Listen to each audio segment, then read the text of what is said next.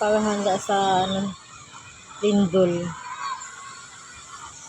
Mga estudyante. Ayan, pagkadami. Yung iba pababa pa lang ng school. Ayan. Ayan, yung mga preschool lang ata ang wala. Yung mga bata, cute. Naghahawak sa mga ulo nila.